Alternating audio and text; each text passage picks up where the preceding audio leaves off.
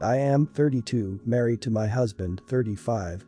And I have a younger sister who's now 29.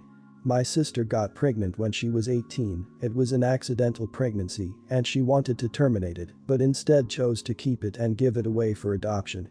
Before she gave birth I considered adopting the kid and made sure my sister would be okay with it and she was extremely happy. She gave birth and we did all the legal paperwork to adopt the kid. The kid would still meet my sister but as her aunt. It is a girl. The kid is now turning 11 and all those years we've never had issues with our family dynamic. My sister also expressed that she's not fit to be a mom and has been open about staying child-free. She's been a great aunt to my daughter and we all had a healthy family relationship. I also found out 6 months ago that I'm pregnant with my own biological kid. I always wanted to be a mom, that's why I adopted my daughter and now I'm also pregnant. My husband and I are more than excited that our family is growing and we'll be able to give our daughter a sibling. Since I got pregnant my sister's stance has changed. She tries to spend more time with my daughter and also introduced her new boyfriend to my daughter, which is something she's not done with any other boyfriend of hers. She's been dating that guy for less than a year. I don't want to get into much details, so straight to the point. My sister claims that now that I'm expecting my own biological kid she wants her daughter back. I was shocked to say the least and I told her that's not gonna happen. The kid is legally adopted by me and my husband and she's grown up with me as her mother. She claims I stole her kid by taking advantage of her young age when she got pregnant and I reminded her that giving up the kid for adoption was her own choice. She wants the kid back and demands to act like a mother. She's also told the truth to her boyfriend and claims we manipulated her into giving up the kid, which was not the case at all. Her boyfriend is willing to help her in legal battles to get the kid back. She's also threatened to tell the kid the truth unless we do as she says.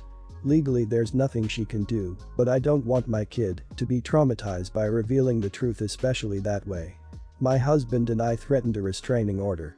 My parents basically called me the idiot for threatening a restraining order against my own sister and said I should sit down and listen to what she has to say because she's my sister after all. My husband and I are not willing to back down as protecting our kid and family is our first priority. My parents say my sister should have equal rights to her kid like we have and we should compromise. Am I the idiot? Not the idiot. You're that child's mother in every respect other than biologically. Your sister and your parents are way out of line. You need to tell your daughter the truth. Do it in your own way and do it as soon as possible. Your daughter deserves to know, but aside from that, it will be far less upsetting coming from you, her parents, than if your sister blurts it. It also takes away that threat from your sister. Sadly, if your sister doesn't back off, you might need to ban her from contacting your family until she settles down. Tell your kid the truth now, you have lied too long to her. Do it before your sister does it. And go completely no contact with your sister, this is sadly necessary. And talk to a lawyer, do not only threaten her with a restraining order, but make sure your child is protected from her. My parents say my sister should have equal rights to her kid like we have, and we should compromise. Maybe you need to go no contact with your parents too. They are delusional. There can be no compromise about your kid. She is a person, not a toy. Talk to a lawyer. Everyone's the idiot here. Your child is 11 and you've never told them they are adopted. That is going to blow up in your face. Find a way to tell them before they find out. But as far as the thing you actually asked about your sister is also way out of line. This is your child, and the fact that she has regrets doesn't change anything. That said, you can try a restraining order, but not sure you will be able to get one if your whole complaint is she's gonna tell my daughter the truth about her parentage. That's not what restraining orders are for. My mom was married to Dave when I was a kid and had my brother and sister with him. They divorced soon after my sister was born. Dave was in no way my father and I did not see or speak to him after that really. Then mom died and to have a relationship with my siblings, we had to communicate about them. At first he tried to say I wouldn't be allowed to see them, but after lawyers got involved and he was told I could file under familial rights to see them, basically I was a big part of their lives, and like grandparents' rights, I could prove our relationship was important for them. I started getting to see them once a month as a compromise. That did increase because they bugged him to see me more. After he got married things became a crap show. His wife has kids, and he has kids with her. and he expects me to treat them like my family too, and threatened to stop my access to my siblings if I didn't. I told him they were not my responsibility and I would still take him to court if I have to. Last month when I picked my siblings up, he had all the kids at the door waiting for me. He told them to say hi to their sister and that I'd be taking them somewhere fun. I reminded him I was there for my brother and sister, not for everyone. Kids were upset. After I took my siblings, he texted me that I was an idiot for hurting kids. Then a week later he told me I need to start acting like a member of the family before I hurt everyone. I told him I am not part of his family, I am part of my siblings' family, and I don't owe them crap, so stop expecting it from me. I reminded him that he was not part of my life outside of being the father of my siblings, and that made his family even less mine. My siblings told me yesterday he's still really mad about it and he was pressuring them to pressure me to take the other kids. They said they hate that he wants to take away our time together. Am I the idiot? You're sitting on a petty gold mine though.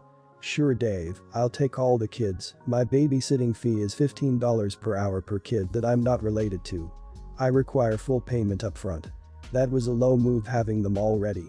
He hoped that it would guilt you into taking them all. No. Good on you for sticking to your guns on this. Your time with your siblings is important for you and them, and considering they are being pressured by Dave to include the others isn't fair on them or you. Speaking to a lawyer again just for advice might be a good idea after that stunt he pulled already. This Dave guy is a piece of work, he just wants to dump all the responsibilities to you so you can take care of the kids and babysit them for him. Make it clear to both your siblings that you are only part of their family and have no responsibility toward the other kids, just in case that Dave guy tries to guilt trip them or try to sabotage the relationship you guys have, but your siblings seem to understand what is happening, so I wouldn't worry too much about that. Thank you for being such a good sibling, even when this jerk makes it hard.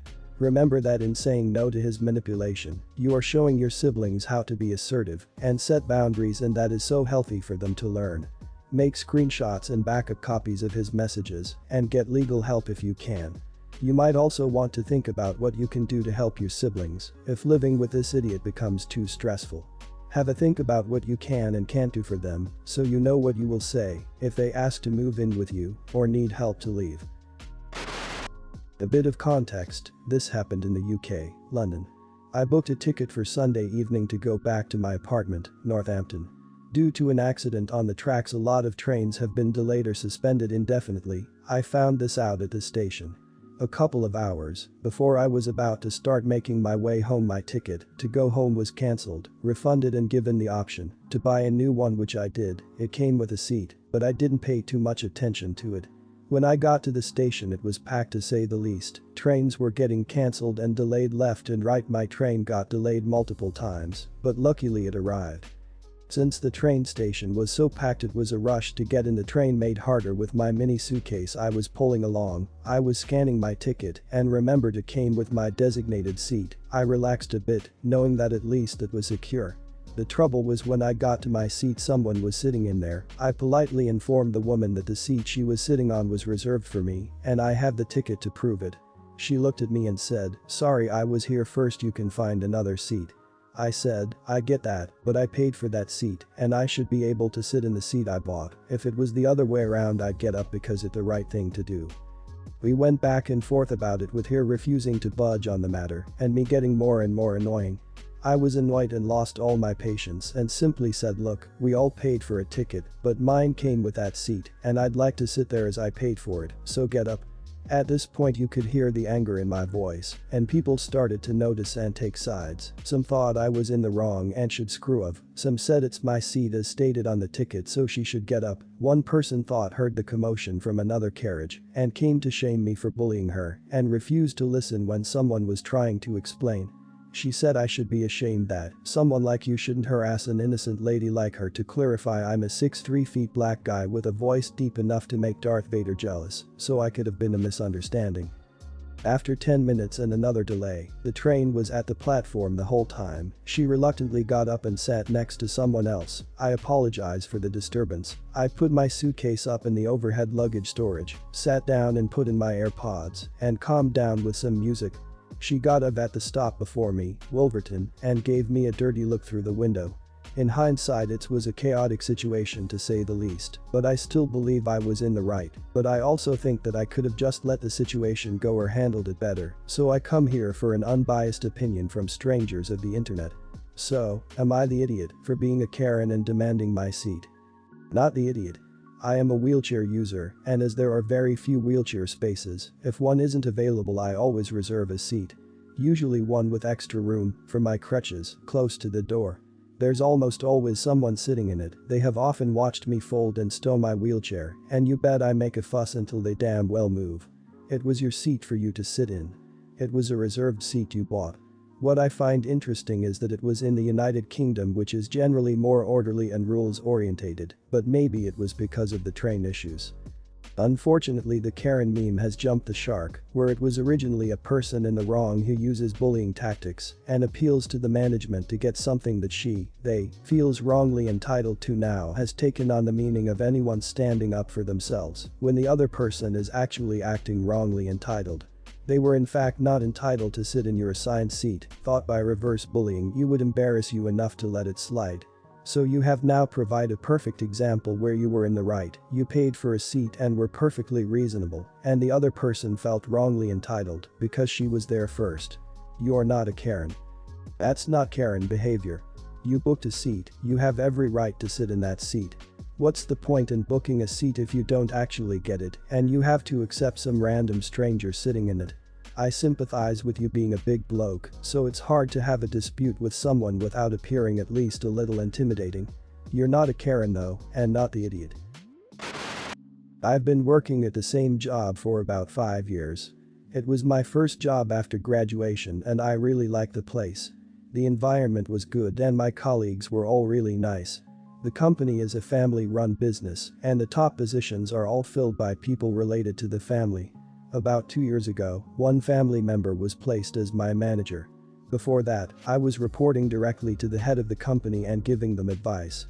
I have to admit that I had my eye on the management position, so I was a bit bitter. But the thing is, this guy had no experience and could not even answer the simplest questions. His role was to basically approve the quotations I submitted or take my feedback and relay it. I continued doing my job, but as time passed I felt more restless because I didn't feel like I was getting the credit I deserved. I went to speak with the head who I had a pretty good relationship with. He said he understood my position and they really relied on me so they would do something about it.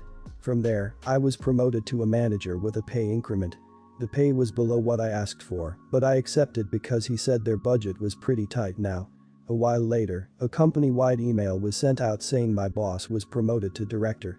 I then found out he was given a pay increment as well to match his position. It was pretty much the last straw for me after they told me the budget was tight, so I applied for a few positions and got one with a comparable pay but seemed better for my career growth. I submitted my resignation letter to the director, but the head called me in and said he was disappointed with me. He said I shouldn't have asked for a promotion if I was gonna leave and I was making use of them and now they have to find someone and train them. I felt pretty bad leaving them in this situation and kinda ruining my relationship with them. Am I the idiot for leaving a job right after being promoted? Should I have at least stayed for a year or two to work in my new position? Not the idiot. You wanted a promotion to reflect your level of responsibility. Giving the guy a promotion to director when it sounds like he's doing nothing sounds like a slap in the face. If they had told you that he would have been promoted, would you have been as accepting? Furthermore, it seems like the company did have the budget seeing that they gave the guy a pay rise as well. And by the way, the pay jump from manager to director is pretty big. This is pretty much what companies and employees do, make use of each other. The employees for income, the employers for work. You saw someone promoted above you purely based on nepotism. Then, when they threw you a bone, a nice gesture, but it sounds like a well-earned and pastime one, they also made sure Sonny Boy didn't get his nose out of joint by promoting him more and giving him more money. Usually, you'd be a bit of an idiot for leaving this soon after a promotion. In these circumstances, I really don't blame you. Not the idiot. You don't owe any employer any loyalty, especially when they don't show you any. If they really cared about you, you'd be the director. They're just upset they created a new job title for the family member. My husband recently left his job after asking for a pay raise and being told they couldn't afford it. He felt bad since he's been there so long. Then he found out the owner just bought a brand new house and 2 new cars, yet a few dollars an hour more would supposedly break him. Husband didn't feel bad at all after that. When my ex and I were 20, I got pregnant. We were both ecstatic. However, once I gave birth, I had served PPD and psychosis. I stupidly refused medical treatment at the time. I also got involved in a rough crowd. We went to court and I lost custody of my daughter. It gave me the wake-up call I needed, and with my parents' help, I got into rehab and counseling. I'm aware of how much I have screwed up and what a crap parent I have been.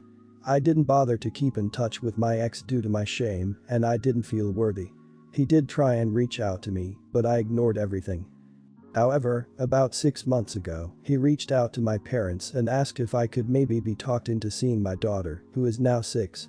My parents convinced me that it would be good for everyone and my therapist agreed, but to take it slow. My ex's got strict rules though. I'm not allowed to take our daughter out of the house alone, and he or his wife have to be present while I am over. I'm starting to get annoyed because every time his wife is in the house while I'm over, my daughter is interested in her. She calls her mama, which hurts so much. I'm her mother. She knows this, but my daughter still seems to act like my ex's wife is mom, and I'm just my name. I have been invited to visit for Halloween. My ex is working part of the day, and his wife will be home. I asked him if his wife could be somewhere else cause I was tired of our daughter only wanting her when she is around. I wanted us to really have time as mother and daughter. My ex said no immediately. That wasn't the agreement and he didn't feel comfortable yet to let our daughter be alone with me. I told him he was being cruel and unfair. This was my daughter too, and I have a right to do what I want with her. He told me that it wasn't how this worked, and we had barely scratched the surface of a relationship yet. I needed to be patient, and if I didn't like it, I was more than welcome to abandon her again or take it to court. He made the decisions when it comes to our daughter as of now, not me. Am I the idiot for being upset and seriously considering taking him to court over this? You're the idiot. 1. You refused medical treatment and abandoned your daughter. 2. You never reached out after him making multiple attempts to allow you into her life again. 3. 6 years. It's been 6 years and you've never been in her life. 4. You legally have no right to see her and he's doing you a favor trying to help foster a relationship. 5. Most importantly, he's worried for his daughter's safety and well-being. You showed last time you couldn't be trusted with her, and you need to establish that trust before you ask to be left alone. Your previous actions and behavior gives him concerns for good reasons. You abandoned her for 6 years and refused to get back in contact while your ex's wife actually treated her like her daughter. It's unfair to call yourself her mother, and you can't be upset that your daughter has another mother figure after you've been gone so long. You seem to be really angry that she doesn't call you mom, despite the fact that you've never acted like a mom to her. Considering the fact that you didn't want to talk to her until the father pushed, and the fact that you refused treatment for a very long time, it's obvious why they want to go slow. You're the idiot. You're 150% wrong. You do not have a right to do what you want with your daughter. You gave up that right when you abandoned her. Clearly, as a result of your horrible behavior, you are her mother, but you aren't her mom. You don't get to be angry that your daughter calls her stepmom mama when you haven't been in her life for years. That situation is 100% your fault, and you need to get over yourself. If you want things to be different, then you need to go to court. At least then maybe you can get to see your daughter with a court-appointed third party. Otherwise, you have zero right to make any demands.